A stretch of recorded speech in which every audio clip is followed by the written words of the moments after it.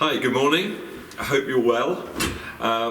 Again, we have entered a new year, but we are in lockdown, which is not too different, and we've got rather used to it. So I do want to wish you all a happy new year. And I want to ask a very quick question, or I want us to start with this question is, have you ever considered some of the things that we do when things get scary? I remember my first trip, if you like, to what some people would call proper Africa, and it was to Liberia. I'd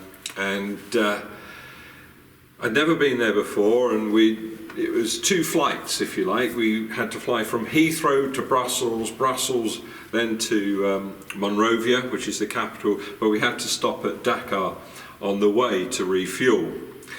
So we got to Heathrow, waiting to board. We'd been through, and then we were told there's a delay. And we found out the delay was the fact that brakes on the aeroplane weren't working properly, or they hadn't passed their sort of flight test. And that's not really a problem while you're flying. You don't need brakes. But when it comes to landing, it is rather essential, because otherwise you might run out of runway. Anyway, we waited, and then we got on the plane and we took off all right. We didn't need the brakes. And then we came into Brussels and the brakes worked, so that was okay, and we stayed overnight. And we got on the next flight the next day, and we flew down. It was, I can't remember, 6 hours I think to Dakar. We got to Dakar, and we landed, we refueled, people got off, some people got on. One of the people that got on was actually the president of Liberia, a very important person, if you like, to have on the flight. And then we, what do they call it, go down to the end of the runway, and the engines fire up, and you're flying down or speeding down the runway, and you take off. And I think, I'm not sure, I don't know what the measurements were, we got to about 500 feet, and there was this almighty bang! And then a second silence, followed by screams and people crying. And the one thing that people do, I don't know whether you've ever been in turbulence when flying, and you see it on films in case you haven't, you see they grab the arms of the seats they're on, or if you're with someone, you might grab their hand. And it's like, when you think about it, what good's that going to do? As I heard a comedian once say, if the only thing they expect to get back is a black box, make sure you're sitting on the seat that's with the black box underneath it. Attach yourself to the black box, at least you know you'll get down in some form. But isn't it interesting, the things that we do? And as we mounted up, we got to about 7,000 feet, and the pilot or the captain came on, and he said, we've had a bird strike. That's when a bird goes into the turbine of the engine and messes it up. And he said, so we're going to just turn back and come into land. And apparently we landed just with one engine, because they shut that down. And we landed no problem. And really our trust and our hope had to be in the pilot. And which was the best place, because they had all the skills to do what was necessary. And I've just been thinking about, as I said earlier, I do wish everybody a happy new year. And I've heard people say that as we approach the new year, I'll be so glad to see the back of 2020, and just hoping that 2021 will be better. But somehow we're in 2021, and it doesn't feel like it's that great at the moment, if I'm honest. And I wonder what our hope was when we passed into 2021. Who was it with? Was it with ourselves? Was it in the vaccine? Was it in our political leaders? I don't know. Only you can answer that. You see, because people alive today have never confronted the incident or an event that has affected the whole world like this has. It is not a terrorist attack. It's not where one country has come up against another and a war has started. Because in a sense we've become, sadly, accustomed to that, in the form of maybe bombings or someone fighting for a particular cause or ideology. But it has caused so much fear to the world's population. The coronavirus, or COVID-19, is still with us.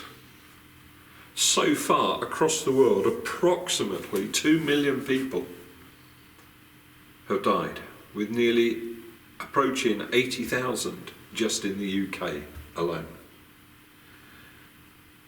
And that figure does not include the people dying from other causes.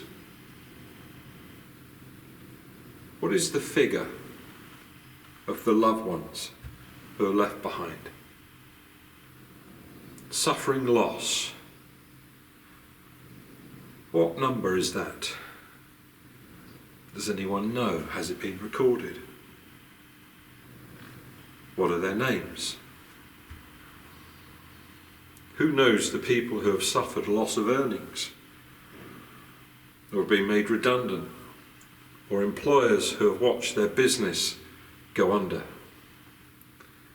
I found on a government website that the expected borrowing for the 2021 year, just for COVID, is expected to be £339 million, more than they'd planned.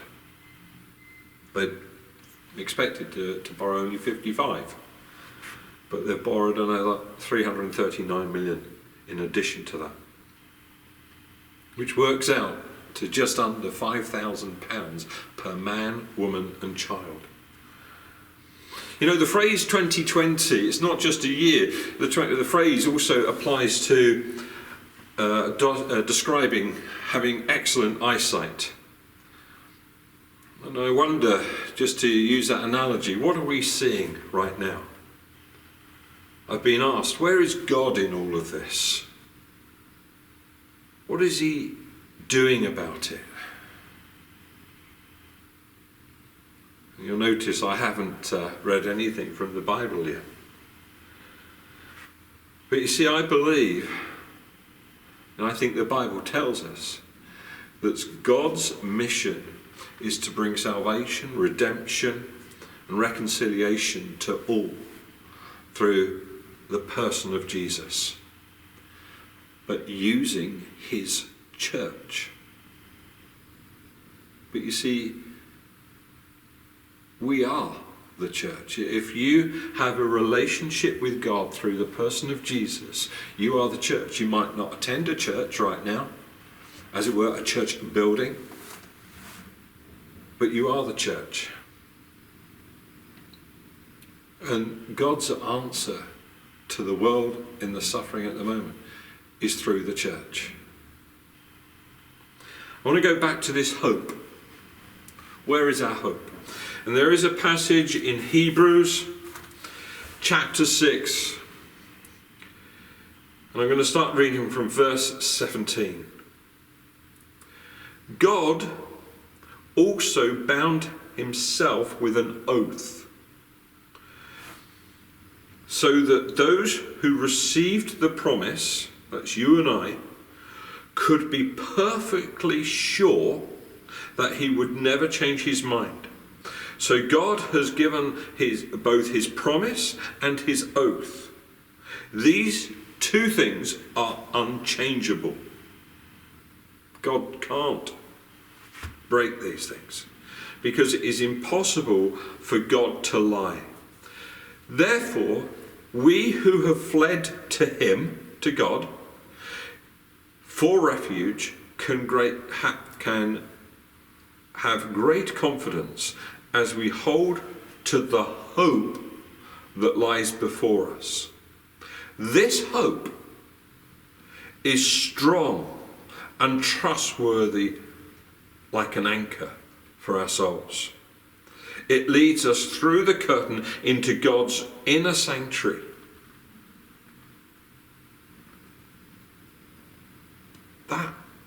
Just take that hope is like an anchor. You take these big ships that we see, oil tankers, they measure them by football pitches or whatever, and heights of the number of double-decker buses. That is held by an anchor. When it's out at sea, it drops anchor, and that anchor holds it. We have an anchor that is sure and that is steadfast. It cannot be moved. That is our hope. We have access into God's inner, in the Bible here, in my Bible it says sanctuary, into his, as it were, courtroom. When a king or queen takes court, it means they've sat on their throne and you come in and you make your request. We can come into God's presence. And we can go in knowing that he will not change his mind, and that we have fled to him. It's a refuge, and we can do that right now in the times that we're in. We've got to be so aware of the times we're in, because it can shake. It can shake our confidence in society, in the culture that we live in. It might even, and it will attempt to shake our faith.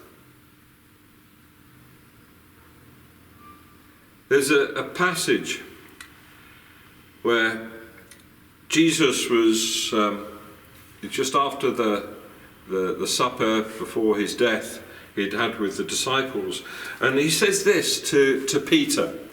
Peter is just referring to him as Simon here. It says, Jesus says, Simon, Simon, Satan has asked to sift all of you as wheat. What they used to do sifting is they'd throw the wheat up, the chaff would get blown away, but only the corn, as it were, the wheat itself, the seed, would fall to the floor, because that couldn't be blown away. But Satan had asked, I'm going to sift Simon and the others as wheat. But now let's get this, and this is where our hope is. Bearing in mind where our hope is, it's into the sanctuary of God, into this court of God, into the throne room. But then Jesus carries on. But I have prayed for you, that your faith may not fail. Wow. The Son of God praying for Peter and said, I have prayed. I don't have to keep praying for you. I have prayed. And if you go to the Greek, it is singular. Just once. Because God hears the prayer. I'm going to turn now to a passage in John. So if you want to look up John chapter 17, because that's where I'm going to come to in a minute. But there was a couple of other passages I just want to refer to. One's in Ezekiel chapter 22, around about verse 30.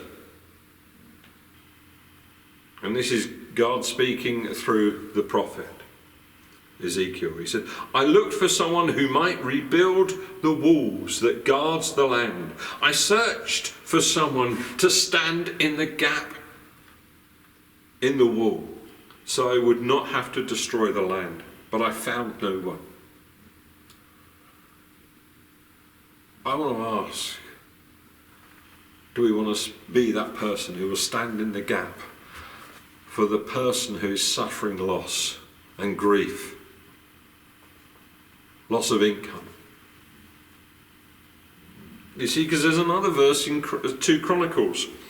2 Chronicles 16 verse 9, and it says, "The eyes of the Lord search the whole earth in order to strengthen those whose hearts are fully committed to him." So let's link these up. We have our hope. We're in scary times and we need to have a hope. Where is our hope placed? It can be placed in God through the person of Jesus. Because we are being shaken.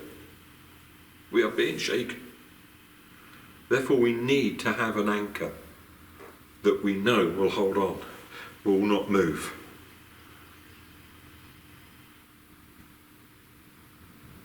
And we know that God wants to use his church to reach to people.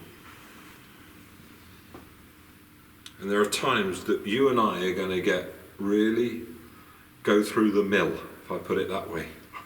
Sort of sifting wheat, we go through the mill. But we know that God, or his son Jesus, has prayed for us. And you think, how can you do that? I've just read that he prayed for Simon. Well, if we look in John 17, there's several bits. You can look and read it for yourself. 17 verse 9. "My prayer is not for the world, but for those you have given me, because they belong to you." You see, we have been given to Jesus. We have come to Jesus. And we belong, therefore, to God. I want us just to then turn over turn over the page. And verse 20.